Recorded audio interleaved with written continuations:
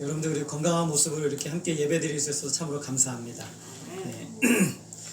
아마도 우리가 이 세상을 살아가면서 놀라운 특권을 가진 사람들이 몇몇 부류의 사람들이 있는데, 그 중에 제가 생각을 해보니까 우주 비행사들이 그 중에 하나가 되지 않을까 생각이 들어요. 여러분 혹시 우주에 나가보신 적이 있으십니까? 아무도 없으시죠? 우리가 사진으로 또 영상으로 본 적은 있지만 실제로 우주에 나가보신 분들은 아마 여기에 단 한 분도 안 계신 것 같아요. 잠시 잠깐 갔다 올 수 있는 거리가 아니기 때문에. 이 우주 비행사들은 우주로 나가기 위해서 굉장히 오랜 시간 훈련을 합니다. 준비도 하고 훈련도 하고 몸을 아예 그 우주에 맞게 이렇게 체질에 맞게 훈련을 하죠. 그러다가 이제 비행선을 타고 우주로 나가게 됩니다. 그러면 우주 비행사들이 하나같이 하는 얘기가 있다고 합니다. 자기가 보고 생각하고 또 나름 이 경험한 것들 그 이상 상상할 수 없을 정도로 놀라웠다라고 이야기를 한다고 합니다. 그 광대함과 그 광활함, 그 아름다움에 완전히 도취되어 버리죠. 이렇게 우주에서 그 자기의 일정을 다 마치고 지구로 돌아오게 되면 우주에서 지구를 보고 우주에서 태양을 보고 우주에서 다른 행성들을 볼 때 참 놀라웠는데, 그 임무를 마치고 다시 돌아오게 되면 그 시간들에서 이 우주 비행사들이 벗어나지를 못한다고 합니다. 지구가 너무 좁게 느껴지고 또 사람들과의 관계가 굉장히 지루하고 또 그리고 이 작은 일들, 우리가 행하는 이 일들이 너무 작고 사소하게 느껴진다고 합니다. 그래서 우주 비행사들은 습관적으로 자꾸 하늘을 쳐다본대요. 그리고 밤이 되면 잠을 자다가 바깥에 나가가지고 별들을 쳐다보고 달들이 아니죠. 달을 쳐다보고 이렇게 한다고 합니다. 우주 비행사들이 우주에 다녀온 다음에 그 설문을 하는데 꼭 하는 질문이 있다고 합니다. 첫 번째 질문이 이거래요. 당신은 기회가 된다면 또 우주에 나가고 싶습니까? 라고 질문을 한대요. 그러면 100% 단 한 명도 빠짐없이 그렇다라고 답을 한다고 해요. 이 세상에서 볼 수 없는 이 온 우주의 그 아름다움이 너무너무 대단하기 때문에 지구에 돌아왔을 때 그 초라함은 이루 말로 형용할 수 없을 정도로 초라하다라고 얘기를 합니다. 오늘 마치 이것은 우리가 하나님의 영광을 맛본 사람과 또 하나님의 영광을 경험하지 못한 사람과의 차이보다 부족하다고 할 수 있어요. 하나님의 영광을 본 사람, 그리고 그것을 보지 못한 사람, 그것과는 너무나 큰 차이가 있는 것이죠. 오늘 우리가 읽은 말씀의 이 고린도 후서 말씀의 배경은 출애굽기 34장 29절부터 35절까지의 말씀의 배경입니다. 출애굽기 34장은 우리가 지난주에 살펴봤어요. 모세가 하나님의 명령대로 돌판을 2개를 다시 만들어서 시내산에 올라갑니다. 그리고 시내산 꼭대기에서 40일 동안 아무것도 먹지 않고 아무것도 마시지 않고 하나님과 함께 있습니다. 얼마나 이게 놀라운 시간일까. 제가 요즘 출애굽기 말씀을 우리가 이제 이번 주 그리고 다음 주면 출애굽기 말씀이 끝나는데, 출애굽기 말씀을 묵상하고 생각하면서 이 출애굽기 말씀은 하나님의 영광으로 가득 차 있어요. 하나님께서 하시는 역사가 그 출애굽기라는 물론 모든 성경 안에 다 그렇지만 출애굽기 안에는 하나님의 그 웅장한 임재하심이 가장 충만한 성경 중에 성경이 아닐까 그런 생각이 들어요. 그런데 그 중에서도 가장 충만한 순간이 바로 모세가 40일 동안 하나님을 만난 거예요. 근데 한 번도 아니고 2번이죠. 여러분 하나님을 혹시 이렇게 만나보신 적이 있으십니까? 단 한순간이라도. 제가 이런 말씀을 보다 보니까 참 소원함이 생겨요. 잠깐이라도 우리가 하나님의 이런 놀라운 은혜의 순간을 접한다면 얼마나 좋을까. 우리가 이 시대를 살았던 가장 신약 성경 외에 성경적으로 살았던 사람들을 청교도라고 하는데, 이들의 가장 큰 바람은 언제나 하나님이 자신 가운데 충만하게 역사하시는 그것이 가장 큰 소원이었대요. 그것이 없으면 자기는 너무 소원도 없고 기쁨도 없고 즐거움도 없고, 그리고 그것을 한번 맛본 사람들은 또 그 놀라운 은혜에 압도되고 싶고 그 영광에 붙들리고 싶어 한다고 합니다. 그런데 하루도 아니고 1시간도 아니고 40일을 밤낮 24시간 모세는 하나님과 함께 있었습니다. 얼마나 좋았을까? 얼마나 충만했을까? 그 하나님의 임재가 얼마나 강력하고 얼마나 놀라웠는지, 모세는 그 생명력이 얼마나 충만했는지 40일을 먹지도 않고 마시지도 않아도 그의 영혼과 육체에 아무런 문제가 없었어요. 아무 문제가 없었어요. 오히려 아마 더 강건해지지 않았을까 그런 생각이 듭니다. 모세는 40일 동안 하나님과 함께 있다가 하나님께서 직접 써주신 이 십계명, 두 돌판은 본인이 만들었지만 십계명을 가지고 하나님이 써주신 기록한 두 돌판을 들고 백성들에게 내려옵니다. 출애굽기 34장 29절 말씀인데 우리가 한번 볼까요? 여러분 한번 손가락을 껴놓고 출애굽기 34장 29절 우리 같이 한번 읽어보겠습니다. 출애굽기 34장 29절 같이 읽겠습니다. 시작. 모세가 그 증거의 두 판을 모세의 손에 들고 시내산에서 내려오니 그 산에서 내려올 때 모세는 자기가 여호와와 말하였으므로 말미암아 얼굴 피부에 광채가 나나 깨닫지 못하였더라. 이렇게 내려오는데 모세의 피부에 무엇이 났다고 그럽니까? 꼬드락지가? 광채가 났다고 기록을 하고 있습니다. 광채가 났다. 이 말은 제가 히브리어 원어 성경을 보니까 그냥 조금 반짝반짝했다는 것이 아니라 빛이 뿜어져 나오는 것을 의미하는 거예요. 그러니까 모세의 피부에서 빛이 막 뿜어져 나오는 놀라운 일이죠. 빛이 뿜어져 나올 정도로 빛났다는 겁니다.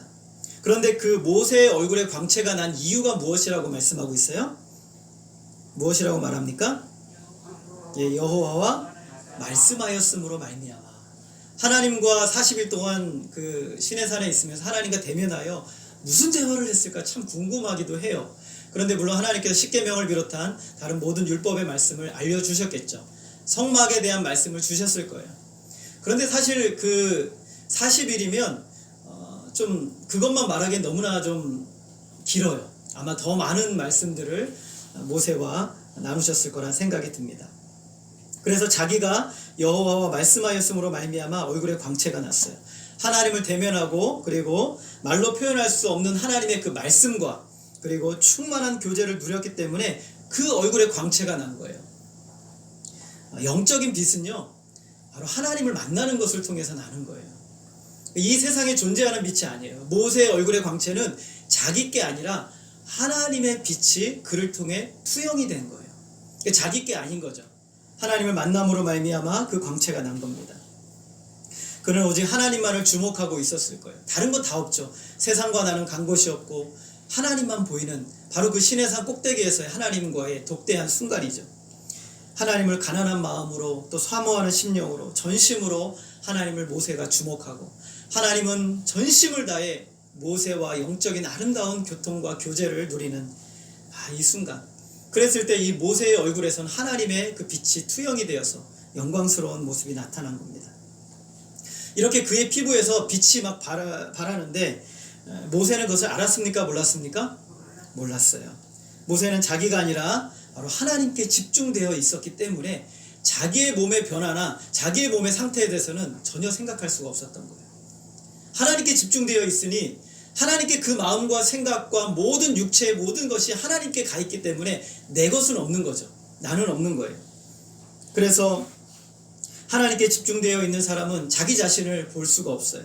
그 마음이 오로지 하나님께 가 있는 사람은 자기에 대한 생각을 하지 않게 되는 거예요. 자기의 그 무엇도 하나님의 영광과는 조금도 비교될 수 없기 때문에 철저하게 하나님만 바라봅니다. 그래서 여러분 세상에서도 그래요. 진정한 영웅은 자기를 영웅이라고 하지 않는데요.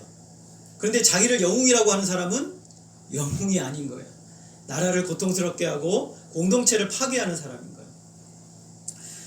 그래서 자기가 스스로 나는 정말 괜찮은 사람이라고 생각하는 것은 그렇게 확신하는 사람은 굉장히 심각한 문제 가운데 빠져 있는 거예요. 자기 사랑과 자기 영광에 도취되어 있는 사람은 그 인생의 방향이 계속적으로 잘못된 방향으로 흘러가고 있는 거예요. 그 인생이 아무리 출중하고 굉장하다고 해도 매일매일 거울을 들여다보면서 거울아 거울아 세상에서 누가 제일 예쁘니? 여러분 혹시 그러세요? 여자분들은 거울을 보면서 내 예쁜 구석만 찾는다고 하는데 거울아 거울아 세상에서 누가 제일 예쁘니? 내가 제일 예쁘다고 하지 않으면 화가 나고 짜증이 나고 내가 왕이 되지 않으면 견딜 수 없는 내 자랑이 사람들에게 먹히지 않으면 내 괜찮은 모습이 사람들에게 좋게 보여지지 않으면 고통스러워하는 것이 바로 이 시대의 모습이에요. 굉장히 잘못된 신앙이에요. 그런 사람의 내면의 세계와 관심은 하나님이 아니라 주위 사람이죠. 주위에게 어떻게 관심을 받을 것인가가 관심이 있기 때문에 우리는 매일매일 거울을 들여다보며 거울아 거울아 세상에서 누가 제일 예쁘니? 세상에서 누가 제일 괜찮니? 세상에서 누가 제일 공부를 잘했니? 세상에서 누가 제일 좋은 경험을 많이 했니? 끊임없이 이것을 물어보는 거예요. 그러나 하나님의 영광에 붙들린 사람은 자기가 없어요. 오직 그분의 영광만은 보이는 거예요. 그래서 모세는 자기의 얼굴에서 그 빛이 나는데도 자기는 몰랐어요. 이 빛이 그냥 반짝반짝이 아니라 뿜어져 나오는 거예요. 그럼 자기가 모를 수가 없죠. 그럼에도 불구하고 모세는 몰랐어요. 그는 하나님을 겸손히 가난한 심령으로 하나님만 바라봤어요. 그는 이 두 돌판을 들고 내려오면서도 모세의 마음속에 생각은 뭐만 있었을까요? 하나님만 있었을 거예요. 이렇게 겸손히 가난한 심령으로 하나님을 바라보는 사람에게는 하나님께서 지속적인 은혜를 베풀어 주세요. 얼굴의 광채를 모세 자신은 몰랐지만 누구는 알았습니까? 백성들은 알았어요. 특별히 이 아론을 비롯한 지도자들이 모세를 보고 깜짝 놀랐어요.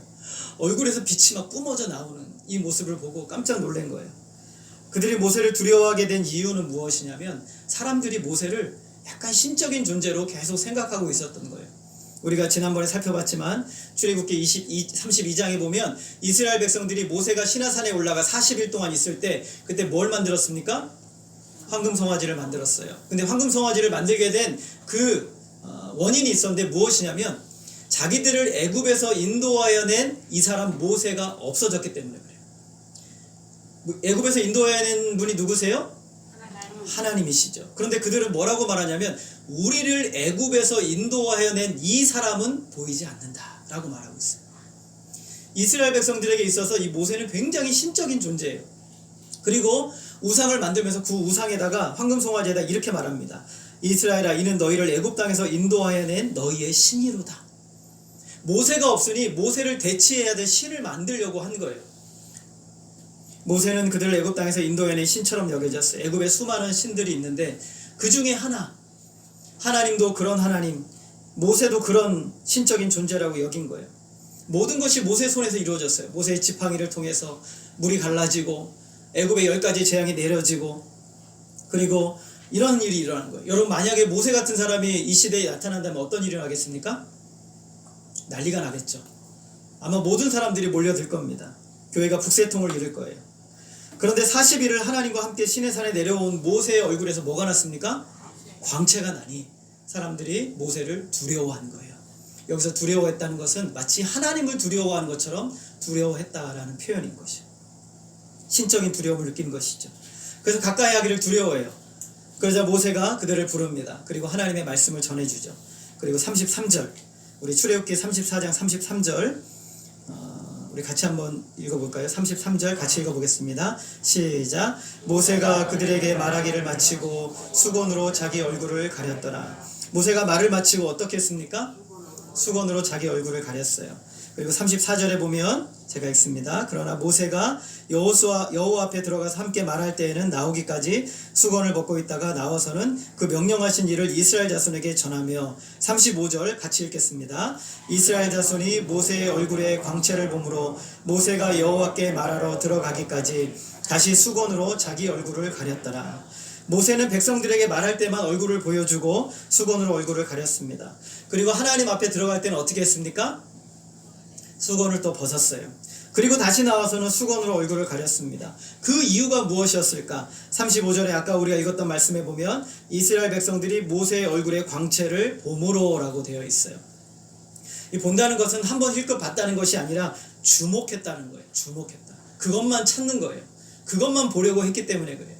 사람들이 모세에게 하나님 주신 말씀을 생각하는 것이 아니라 모세의 얼굴에서 나는 광채만 주목하고 그것만 보려고 했기 때문에 모세가 얼굴을 가렸던 거예요. 모세의 얼굴을 보고 그리고 경배하려고 하는 유혹에 빠지려는 모든 것들을 차단한 겁니다. 타락한 인간의 눈은 언제나 자기에게 대단한 걸 주려고 하는 신들을 찾게 마련이에요. 완전한 신을 찾습니다. 그러므로 모세 자신은 자신의 얼굴을 백성들이 영원한 것처럼 생각하지 못하도록 자기의 얼굴을 수건으로 가린 거예요. 자, 이 사건을 우리 고린도후서 오늘 말씀에서 바울이 재해석을 하는 거예요. 해석을 하고 있어요. 오늘 우리가 읽은 말씀 3장 13절에 보게 되면 우리 같이 한번 읽겠습니다. 시작. 우리는 모세가 이스라엘 자손들에게 장차 없어질 것에 결국을 주목하지 못하게 하려고 수건을 그 얼굴에 쓴 것 같이 아니하노라 라고 말하고 있어요. 바울은 그 사건을 사용해서 모세가 수건으로 얼굴을 가린 것은 왜 그랬다고 합니까? 장차 없어질 것의 결국을 어떻게 한다고요? 주목하지 못하도록. 주목하다는 말을 제가 뭐라고 그랬죠? 이것은 그냥 흘끗 보는 게 아니라 집중해서 그것만 찾는 거예요. 이 단어에서 배운다라는 단어가 나왔어요. 그러니까 계속 상고해보고 또 추구해보고 계속 생각하는 거예요. 그 존재에 대해서, 그 모세라는 한 사람에 대해서 자꾸 생각하게 만드는. 근데 그것은 어떤 거라고 그랬어요? 장차 없어질 것, 그것이라고 말하고 있어요. 모세는 자기 얼굴에 빛나는 것을 알게 되자 사람들이 영원하신 하나님을 주목하지 않고, 그리고 장차 없어질 것을 주목하게 될 것 때문에 수건으로 얼굴을 가린 것이다 라고 말해요. 모세는 누구를 보기를 원했어요? 사라지지 않는 영원한 영광이신 하나님을 만나기를 원했어요. 근데 이스라엘 백성들은 무엇으로 만족하기를 원했어요? 사라질 영광에 만족하고자 했던 거예요. 사라질 영광. 한시적인 것, 점점 없어지는 것. 모세 안에 드러났던 그 하나님의 영광의 빛은 영원한 게 아니에요. 사라지는 거예요. 점점 사라져요. 사람의 것. 동시에 모세라는 사람도 사라져가요. 모세도 결국은 죽을 수밖에 없는 존재예요. 그는 제한된 인간에 불과해요. 하나님은 그 누구도 하나님의 자리에 세우기를 원치 않으세요. 오직 하나님만이 그 자리에 가세요. 가나안 땅에 들어가기 직전에 모세는 어떻게 될까요? 모세는 죽어요. 가나안 땅에 들어가지 못합니다. 왜냐하면 어느 누구도 하나님께서 절대화하지 않으세요. 어느 인간도. 모세가 아무리 대단하더라도, 다윗이 아무리 대단하더라도 그 인간의 육신의 한계의 삶만을 살 수밖에 없는 존재라는 것을 하나님은 말씀하세요. 그러나 오직 하나님만이 절대적으로 완전하시며 영원하신 분이세요. 그러므로 모세는 절대적으로 완전하시며 영원하신 하나님께만 이스라엘 백성들이 집중하도록 자기의 제한된 얼굴, 이것을 수건으로 가린 거예요. 그래서 모세의 얼굴에 나타난 광채로 상징되는 것은 바울이 말하는 거예요. 구약의 모든 것, 그리고 구약에서 말하는 율법으로 말미암는, 자기가 그 율법을 지켜서 하나님께 의로워져서 영원한 생명을 얻으려고 하는 그 모든 것이 바로 이것을 말하는 거예요. 그것으로 내 인간의 노력과 내 인간의 힘으로 그것을 얻고자 하는 모든 것들, 그것을 말하는 거예요. 그런데 이것도 영광이 있어요. 하나님이 주신 율법도 영광이 있는데 그 영광은 그림자예요. 뭐라고요? 그림자. 사라질 것. 그림자예요. 그래서 진짜는 무엇이냐면 바로 바울이 소개하는 예수 그리스도의 영광. 예수 그리스도의 영광만이 진짜예요. 그것이 영원한 것이고, 이 모든 것은 예수 그리스도께서 오시기 전까지예요. 그것은 제한되고 사라지고 그리고 진짜를 위한 상징이었어요. 그런데 사람들은 궁극적인 영원한 목적지를 보지 못하고 일시적인 영광에 마음의 초점을 맞추고 있는 거예요. 그것 때문에 모세가 일시적인 영광에 집중하지 못하도록 수건으로 그것을 가려버린 것이죠. 자, 그런데 오늘 바울은 말합니다. 더 이상 수건으로 가릴 필요가 있다고 합니까? 없다고 합니까? 없다고 얘기하고 있어요. 이제는 더 이상 얼굴을 가리기 위해서 수건이 필요가 없다라고 말하고 있어요.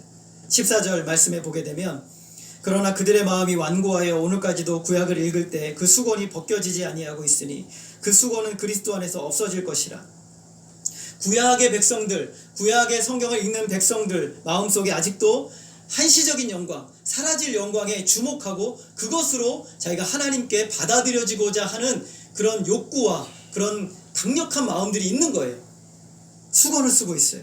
15절에 제가 했습니다. 오늘까지 모세의 글을 읽을 때 수건이 그 마음을 덮었도다. 하나님의 말씀을 읽는데 이 구약의 창세기, 출애굽기, 레위기, 민수기, 이 신명기 말씀을 읽는데 이 말씀의 그 뜻을 이해하지 못하도록 수건이 얼굴을 가렸어요. 그 말씀이 누구를 향하고 있어요? 누구를 향하고 있어요? 예수님을 향하고 있거든요. 그런데 수건으로 얼굴을 가려서 그 예수님으로 향하는 그 말씀을 보지 못하고 있는 거예요. 영원한 영광이신 예수님을 보지 못하게 만드는 것이죠. 그것은 한시적인 거예요. 영원한 것처럼 바라보고 그것을 통해 영원한 것을 얻으려고 합니다. 그 수건이 마음을 덮고 있는 것이, 그것이 자신을 구원해주는 진정한 영광인 것처럼 찾고 있는 것이. 우리들에게 이런 수건은 없을까? 저와 여러분들에게 덮고 있는 이 수건이 없을까요? 우리에게도 그런 수건이 있어요. 나의 자랑, 나의 경험, 그리고 나의 능력, 세상의 것들, 그것을 얻으면 행복하게 해준다고 생각하고 영원하다고 생각하는 그 모든 것들, 돈, 명예, 권력, 그리고 성적인 만족, 그리고 세상의 모든 인기, 자랑, 나를 사랑하는. 요즘 사람들의 가장 큰 특징은 자기 사랑이에요. 나르시즘, 끊임없는 자기 탐구와 자기 추구. 내가 얼마나 아름다운 사람인지, 내가 얼마나 대단한 사람인지, 내가 얼마만큼 많은 경험을 했는지, 내가 얼마만큼 많은 헌신을 하고, 내가 얼마만큼 많은 것을 이 세상 가운데 내 족적을 남겼는지, 그것이 바로 자기 사랑의 모습인 것이죠. 그것이 교회 안의 수건이에요. 교회 안의 수건. 고린도 교회는 정말 문제가 많은 교회였어요. 이 교회는 세상과 같이, 세상의 가치와 똑같은 것을 사랑했어요. 돈을 최고의 가치로 여겼고, 권력을 중요하게 여겨서 파벌을 만들었고, 그리고 서로가 자기에게 더 대단하다고, 내가 더 대단하다고 자기 자랑에 빠졌어요. 방언을 비롯한 은사들을 많이 가질수록 더 영적이고 충만한 존재라고 착각하게 만들었고, 더 뛰어난 사람이라고 여겨졌어요. 물질 만능주의, 능력주의, 파벌주의, 자기사랑, 이것이 바로 고린도 교회의 핵심적인 모습이었어요. 이것들을 숭배하고 있었어요. 그들을 향해 사도 바울이 뭐라고 말합니까? 너희들 안에 여전히 수건이 있다. 그래서 정말 진정한 영원한 영광을 보지 못하고 있다라고 말하고 있는 것이에요. 그들의 숭배의 대상이 바로 그것이었어요. 여러분, 이것이 왜 문제입니까? 이렇게 수건으로 가려있는 사람들은 진정한 영원한 영광을 보지 못하는 거예요. 진정한 영광을 보지 못하는 거예요. 진정한 만족과 기쁨과 충만을 경험하지 못합니다. 그런데 그들에게서 수건이 벗어져야, 그 수건이 벗어져야만 가능한 거예요. 어떻게 수건이 벗겨질까? 언제 수건이 벗겨질까? 여러분, 고린도후서 오늘 우리가 읽었던 3장 16절 말씀 우리 같이 읽겠습니다. 시작. 그러나 언제든지 주께로 돌아가면 그 수건이 벗겨지리라. 언제 그 수건이 벗겨집니까? 주께로 돌아가면. 언제든지 주께로만 돌아가면 그 수건이 벗겨집니다. 14절에서 그 수건은 그리스도 안에서 없어질 것이라 라고 말하고 있어요. 그리스도께로 온전히 돌아갈 때 그 수건이 벗겨져요. 예수 그리스도가 나에게 누구이신지, 그리고 예수 그리스도께서 저와 여러분을 위해서 무엇을 하셨는지, 예수 그리스도께서 진정으로 나의 구주가 되시고, 예수 그리스도가 진정으로 나의 주인이 되시고, 예수님께서 십자가 위에서 이루신 그 십자가 사건이 내 안에 전 인격적으로 온전히 나의 사건으로 들어올 때 그 수건이 벗겨지는 거예요. 그 수건, 예수 그리스도께서 행하신 그 모든 것이 나에게 전인격적으로 들어올 때 그 수건이 벗겨지는 거예요. 그러기 전까지는 그 수건을 벗겨지지가 않는 거예요. 예수 그리스도를 주목하는데 그 사이에 어떤 방해물이 끼어있는 사람들, 마지막 그거 하나까지라도 내려놓지 못한 사람들, 예수 그리스도로 온전히 헌신하고 결단하지 못한 사람들은 아직 수건이 있는 거예요. 여러분, 모세가 산에서 내려와서 아론과 지도자들이 모세의 얼굴에 광채가 남을 보고 가까이 하기를 두려워했어요. 그때 모세가 그들을 자신에게로 오게 합니다. 그리고 모세가 말했어요. 무슨 말을 했을까? 얘들아 모여봐. 내가 40일 동안 하나님과 말도 못할 놀라운 경험을 했어. 얘들아 모여봐. 내가 이 광채가 나게 되는 것은 하나님이 나에게 놀라운 능력을 부어주셨기 때문에 그래. 얘들아 나에게 가까워. 어떻게 하면 얼굴에 광채가 날 수 있는지 그 방법을 내가 좀 알려줄게. 그럼 모세가 이런 얘기를 했을까요? 출애굽기 34장 32절에 보면 이렇게 말합니다. 그 후에야 온 이스라엘 자손이 가까이 오는지라. 모세가 여호와께서 시내산에서 따라가겠습니다. 자기에게 이르신 말씀을 다 그들에게 명령하고. 여러분, 모세가 이스라엘 백성들에게 내려와서 무슨 말을 했습니까? 하나님께서 전하라고 하신 그 말씀, 그 명령을 어떻게 했어요? 모두 다 말했어요. 모세는 내려와서 나에게 얼굴빛이, 사람들이 물어봤을 겁니다. 모세 목사님, 어떻게 얼굴에 이렇게 빛이 광채가 납니까? 방법은 간단해. 너네 하루 24시간 기도하면 돼. 그럼 얼굴이 빛나. 모세 목사님, 어떻게 얼굴에서 빛이 그렇게 납니까? 성경을 이틀 안에 완독하면 얼굴에 빛이 나거든. 모세가 이런 말을 했습니까? 모세는 무슨 말을 했어요? 하나님이 모세에게 전하라고 하신 그 말씀만을 전하고, 그 다음에 어떻게 했습니까? 수건을 얼굴에 가렸어요. 그 영광에, 인간적인 영광에, 인간적인 자기 자랑에, 인간적인 자기의 의에 그 누구도 접근하지 못하도록 오직 영광스러우신 하나님께만 접근하도록 한 거예요. 백성들로 하여금 사라질 영광이 아니라 영원한 영광을 보여주는 하나님의 말씀에만 집중할 수 있도록, 그 말씀이 바로 하나님이시기 때문에, 그 말씀이 하나님의 영원하신 성품과 영광스러움을 나타내주는 완전체이기 때문에 그 말씀만을 가르쳐 준 겁니다. 저와 여러분이 얼마나 대단한 사람인지를 알아야 다른 사람이 변화되는 것이 아니에요. 저와 여러분이 얼마나 잘 섬기고 많은 일을 했는지 전해야 사람들의 인생이 바뀌는 것이 아닙니다. 참된 변화는 하나님의 충만하고 영광이 충만한 역사하는 바로 그 말씀을 생생하게 전해주는 것, 그것을 통해서 사람들이 변화되는 거예요. 하나님이 전하라고 하신 그 말씀이 하나님의 뜻이에요. 그 말씀이 사람을 바꾸는 능력으로 역사하게 하는 것이에요. 사도 바울은 낙원으로 끌려가서 이루 말할 수 없는 그런 모든 것들을 보고 말씀을 들었어요. 얼마나 놀라운 경험입니까? 모세와 아마 비슷한 경험이었을 수도 있겠는데, 근데 바울이 그것을 내려와서 뭐라고 말합니까? 나는 그것을 전혀 자랑하지 않는다. 오히려 무엇을 자랑합니까? 자신의 한없이 약하고, 자신의 한없이 부족하고, 자신의 한없이 무능한 자기의 모습을 자랑하고, 그로 말미암아 주어진 그리스도의 은혜만을 자랑한다고 그랬어요. 여러분 무엇을 자랑합니까? 그리스도의 은혜만을. 여러분의 인생이 그렇게 되기를 소원합니다. 우리의 약한 것을 자랑하고, 나의 부족한 것을 자랑하고, 나의 초라한 것을 자랑하고, 내가 아무것도 없어서 너무 자주 넘어지고 무너지는 나의 연약함을 자랑하는데, 그 안에서 그리스도의 은혜가 넘치는 것을 봄으로 그것을 자랑하는 인생이 되시기를 바랍니다. 여전히 수건을 쓰고 그것이 진정한 영광인 것처럼, 그것이 자신을 구원해 줄 것처럼 율법에 매여 있는 유대인들, 그리고 우리들, 이 시대의 세상의 영광에 도취되어 있고 자기 자랑과 자기 사랑과 물질과 권력과 명예와 이 세상의 그 모든 것들 안에 도취되어 있어서 그것을 잘 붙들고 그것만 많이 가지면 하나님이 나를 구원해 주시고 나를 높이 들려주실 것이라고 착각하는 그 인생들, 그 모든 사람들이 그리스도께로 전 인격이 돌아갔을 때 그 수건이 벗겨지는 거예요. 내 스스로 그것을 벗어낼 수 있는 게 아니에요. 여러분의 끊임없는 중독적인 성향과 여러분의 끊임없는 죄성과 그리고 악한 것들이 내 힘으로 벗어지는 것이 아니라 그리스도께로 전 인격이 돌아가 그 은혜 안에 거해야만 그것이 벗겨지는 거예요. 그러기 전까지는 절대로 벗겨질 수가 없는 것이죠. 수많은 결핍도 문제가 되지 않습니다. 기꺼이 주님의 일 쫓아 십자가의 길로 주님을 걸어갈 수 있는 다짐은 우리가 주님께로 온전히 돌아가야만 되는 것이에요. 17절에서 고린도후서 3장 17절에서 사도 바울이 말합니다. 주는 영이시니 주의 영이 계신 곳에 자유가 있느니라.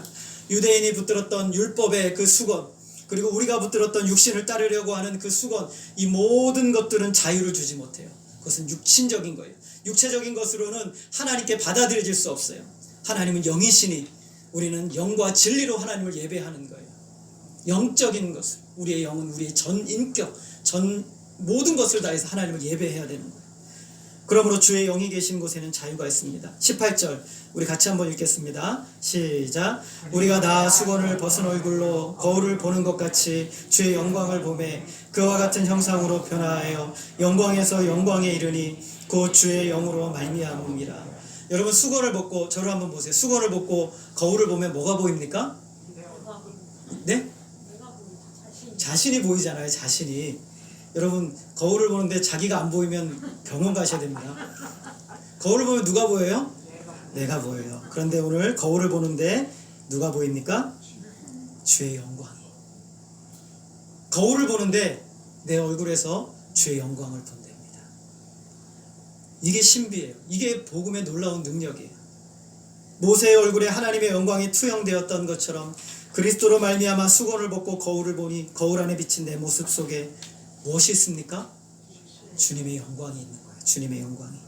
주님의 영광이 내 얼굴에 투영이 되고 그리고 놀라운 하나님의 은혜의 모습들이 내 안에 역사하는 것을 보게 되는 거예요. 이게 어떻게 되었습니까? 주님의 영광을 계속 보는 거예요. 주님의 은혜 안에 더 나아가는 거예요. 주님 앞에 나아가 주님의 영광을 보고 또 보고 계속 머무르고 그 안에 함께하고 주님을 만나기를 사모하고 내 목마른 사슴이 목이 가래서 죽을 것 같은 그런 상황 가운데서 하나님을 간절히 찾고 주님 앞에 나아가고 또 나아가고 또 나아가다 보니까 어느 순간 내가 나의 모습을 보니 주의 영광, 내가 아니라 주의 영광이 내 안에 나타나는 놀라운 신비가 우리 안에 일어나는 거예요. 주의 임재로 저와 여러분의 내면의 빛이 나게 되는 것이죠. 우리의 겉사람은 낡아지나 우리의 속사람은 날로 새로워지는도다. 우리의 겉사람은 수건으로 얼굴을 가리는 것 같은 세상적인 것을 얘기하는 거예요. 세속적이고 지금 고린도 교회가 추구하는 그 모든 것들을 이야기하는데 우리의 겉사람은 낡아져요. 이것은 다 후퇴하는 거예요. 사도 바울이 자기의 사라질 영광을 사람들이 보지 못하게 했던 것처럼 그것은 후퇴하고 무너지고 사라지고 없어지는 거예요. 그러나 그리스도의 영광, 우리의 속사람에게 이루어지는 그리스도의 영광은 어떻습니까? 영원한 거예요. 이것을 우리가 붙들고 살아가야 되는 것이죠. 하나님 모세가 같은 대단한 사람이 아니라 하나님의 얼굴에 우리가 주목하기를 원해요. 하나님의 임재를 사모하고 원하는 거예요. 그 영광을 본 사람들은 세상의 영광을 주목하지 않아요. 모세는요, 세상의 영광이 필요가 없어요. 오직 하나님의 영광, 하나님의 영광만 필요했던 사람. 세상 영광은 다 사라집니다. 그러나 그리스도의 영광은 영원하며 완전합니다. 여러분이 요한복음을 보다 보면 그리스도 안에서 하나님의 영광을 본 사람들의 이야기가 나옵니다. 이 세상 영광으로는 도무지 경험할 수 없는 그런 그리스도 안에 나타난 하나님의 영광을 본 거예요. 물로 포도주를 만드시고 먼 곳에 있는 왕의 신하를 말씀으로 아들을 고쳐주시고 도무지 고칠 수 없는 38년 된 병자를 고치시고 오병이어로 5,000명을 먹이시고 풍랑이 있는 물 위를 걸으셔서 두려워하는 제자들에게 찾아오시고 태어나면서 앞을 볼 수 없는 소경을 고치시고 이미 죽어 무덤에 들어가 썩은 냄새가 나는 나사로를 그 이름을 불러내어 살리시는 놀라운 능력. 이 경험을 이야기하는 것이 아니라 이 경험을 이야기하는 것이 아니라 이 놀라운 일을 이루신 그리스도의 영광을 본 사람들은 이제는 그 안에 영생이 흘러넘치는 놀라운 은혜를 경험하게 되는 거예요. 이 세상에서 말로 경험할 수 없는 그런 것들을 하나님 부어주세요. 그 영광 안에 머무르고 싶고 그 은혜 안에 더 충만히 거하고 싶어 하게 됩니다. 그 영광스러운 사건들이 바로 내 마음속에서 풍성해지고 그로 말미암아 이 세상을 이기는 힘을 얻게 되는 것이에요. 모세가 사람들 앞에 나올 때는 수건으로 자신의 얼굴을 가렸고 하나님 앞에 들어갈 때는 수건을 벗었습니다. 여러분, 모세가 40년 광야 생활을 어떻게 이 200만 명의 이스라엘 백성들을 이끌고 감당을 했을까요? 이스라엘 백성들 얼마나 많이 사고를 쳤습니까? 모세가 이 모든 것을 감당할 수 있었던 것은 단 하나예요. 바로 수건을 벗고 영광의 하나님을 독대하는 거예요. 수건을 벗고 영광의 하나님 앞에 나아가는 거예요. 그것이 바로 모세가 광야를 사는 비결이었습니다. 모세가 얼마만큼 하나님 앞에 많이 나간지 우리는 성경은 잘 몰라요. 그러나 35장에 보면 모세가 하나님께 들어갈 때는 수건을 벗고 있다가 나오면 수건을 다시 썼다고 말하고 있어요. 근데 이것은 반복되는 행위로 말씀이 기록이 되어 있어요.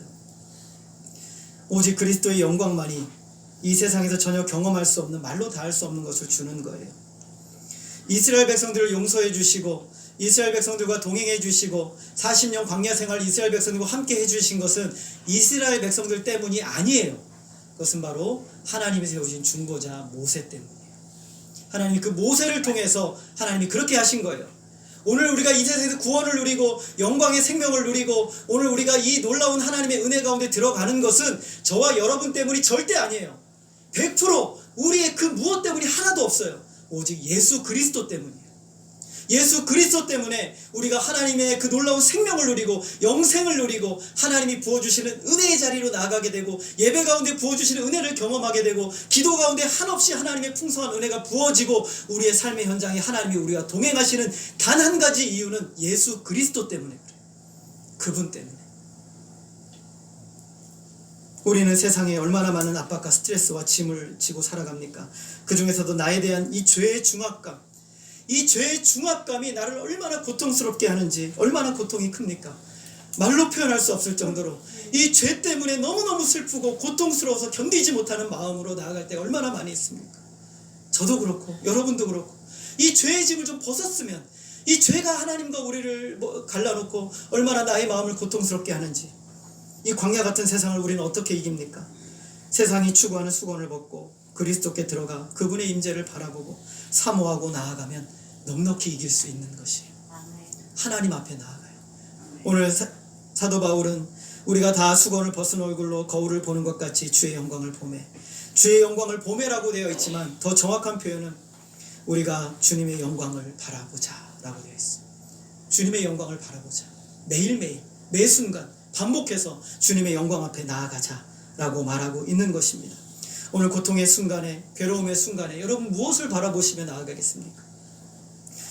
찬양에 보면 괴로울 때 주님의 얼굴을 보라, 능력의 주님을 바라보아라, 세상에 시달린 친구들아 위로의 주님을 바라보아라, 눈을 들어 주를 보라, 내 모든 염려 주께 맡겨라, 슬플 때 주님의 얼굴을 보라, 위로의 주님 안식 주시리라.